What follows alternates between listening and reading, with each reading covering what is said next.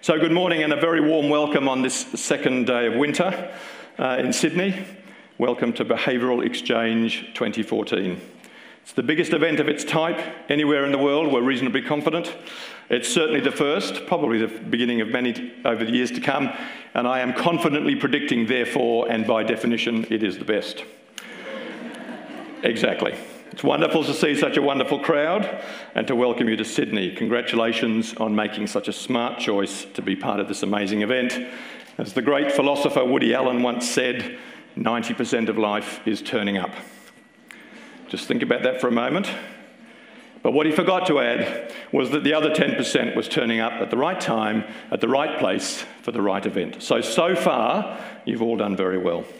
And if you don't believe me, you just have to have a look at the op-ed page of the Australian Financial Review this morning, which carries a terrific piece penned by two of our faculty, David Halpin and Max Baserman.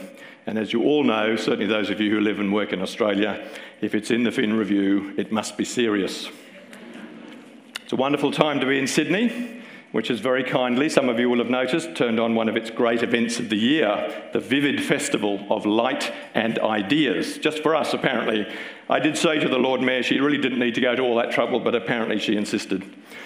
Anyway, you'll get us a chance to see the astonishing sights of Sydney Harbour blazing with light later this evening as we head over to Luna Park. Now, our first speaker, Cass Sunstein, is in New York and will join us very shortly.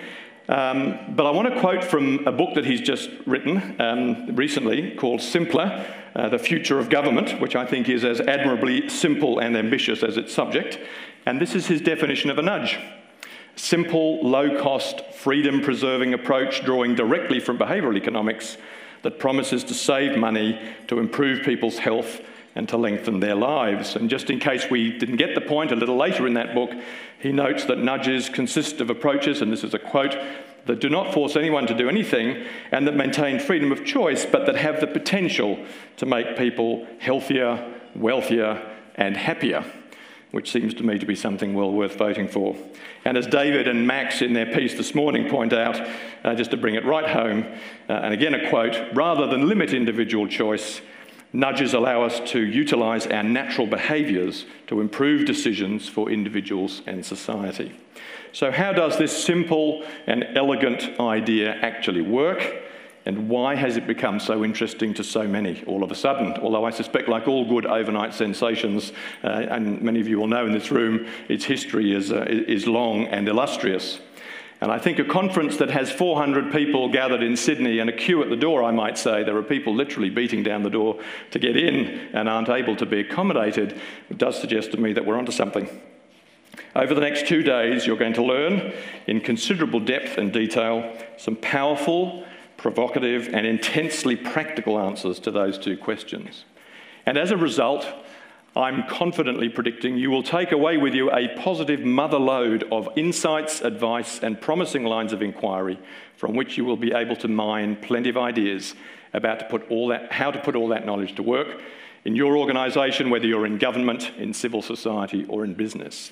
So, we have a brilliant crowd, that's you, 400 odd, and I say that in a really nice way, practitioners and explorers from across all types of organisation, every size, and across the country and around the globe. We have a superb faculty, which of course is one of the reasons I'm sure you're here. Frankly, the world's best, and in many cases the people who quite literally have written the book on and about nudge. The best researchers, thinkers and analysts in behavioural economics and its application to policy, business and the community. In fact, it occurred to me the other day as I was looking at that list, it's probably vaguely illegal to have quite this many brilliant people all in one room all at once. So let's make the most of this incredible opportunity. We have opportunities for you to listen, to ask questions, to engage with the experts and with your fellow explorers in big sessions and small sessions and formal sessions and very informal sessions. And if you haven't already worked it out, there is a hashtag for you to tweet your questions and observations and reflections, hashtag BX2014. We're going to use the hashtag for people to ask questions. If you feel the need to make your questions known to us digitally, then use the hashtag. Myself and Alex will be monitoring traffic and we'll certainly use that as we go. So we're set for a couple of energetic and productive days, at the end of which I can promise you that whether you are a seasoned nudge warrior or a novice in the field, you will have gained great insight and practical guidance about how you can engage even more fully with a set of ideas whose potential for good policy, smart investment and better outcomes for people and communities is really beginning to make itself felt. So, before we cross to New York and get Cass to kick us off, there are two very important parts of our formal introduction and welcome that I now want to introduce. The first is our welcome to country, and I'm honoured and delighted to welcome Norma Ingram in a moment to the stage. Norma, apart from all her fabulous work in places like the Premier's Department and Qantas and UTS, has a very, very long history, 30 years plus, as an active member of her Aboriginal community, the Wiradjuri Nation, in inner Sydney, working in areas preschool, education, health, housing, and in almost every other space. So it's an absolute delight to ask Norma to come to the stage and formally welcome us to country.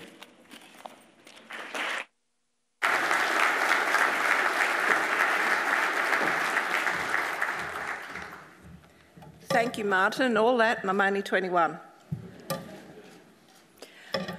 Yamandu Yuandu Norma Ingram. I have just acknowledged you and welcomed you in my language, which is Wiradjuri.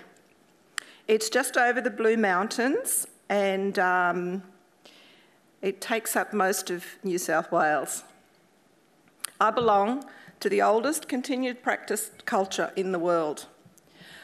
I am very pleased and honoured today to be here, and I thank you that I've been invited here today to welcome you to country.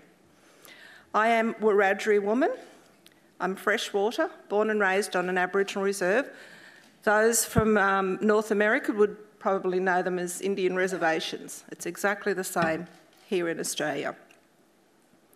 I welcome you to the traditional lands of the Gadigal peoples of the Eora Nation, which I do so with the greatest of pride and respect. There are 29 small clan groups that make up the Eora Nation. The Eora Nation is bounded by the Hawkesbury River to the north, the Nepean River to the west, and the Georges River.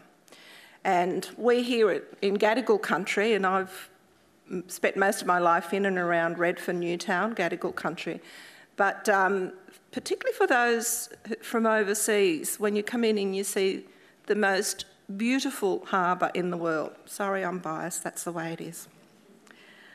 We Australians are privileged now to be able to work, socialise and raise our families on these ancient lands, which the Gadigal people have nurtured for thousands of years. We, Aboriginal people, have custodial responsibilities to care for country and for culture. I also acknowledge that there are 200 or more different Aboriginal nations right across Australia, including the Torres Strait Islanders.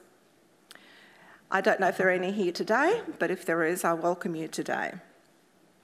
Welcome to Country protocol has been practiced for thousands of generations, and it is just as important as art, song, dance, which is recognised worldwide. Welcome to Country provides safe passage by our ancestors as you cross these ancient lands. Often it is accompanied by a smoking ceremony or even a didgeridoo player. The protocols of welcome to country is also a process of confirming the rightful place of Aboriginal Australians as the First Nations people and our relationship to the connection with Mother Earth. It is my hope that all Australians will recognise the significance of this, and we will acknowledge that Australian history did not start in 1788, but goes back to the Dreamtime, and that we all walk together in the spirit of Aboriginal reconciliation. We Aboriginal Australians are about 2% of Australia's population, and we were only recognised as Australians in 1967 through the Aboriginal referendum. So it makes it difficult for us to do it alone. So we really want to work with all Australians to ensure that our place and our recognition in this country is solidified and acknowledged. I particularly want to welcome all of those from overseas who have come here today. And I'm sure you will agree with me that it is a beautiful country. Some of you may stay, some of you may go. I want to acknowledge our elders who are here today, our Aboriginal elders, and those ones who have gone before us. They are very special and very precious in our culture. They have set the footprints for us to follow on these ancient lands. And all we need to do is to listen to their wisdom. The youth are very important as well, because they are our future. They are our future leaders that will make decisions that will affect all of our lives as the people in power today. Minister Constance. I just wish you all well in your conference today. Make some good decisions. Make some good decisions that will affect all of us in a really positive way, both here in Australia and in your own country. So no matter where you've come from today, whether it be locally across this ancient land or across the seas, welcome to Gadigal land, to Eora land. May the spirits of our ancestors walk with you while you walk on our land here in Australia. And remember, there is tar and cement on these lands, but it always was, always is, and always will be Aboriginal land. So enjoy yourself, take care of these lands as much as you can, and enjoy your 2-day conference. Thank you.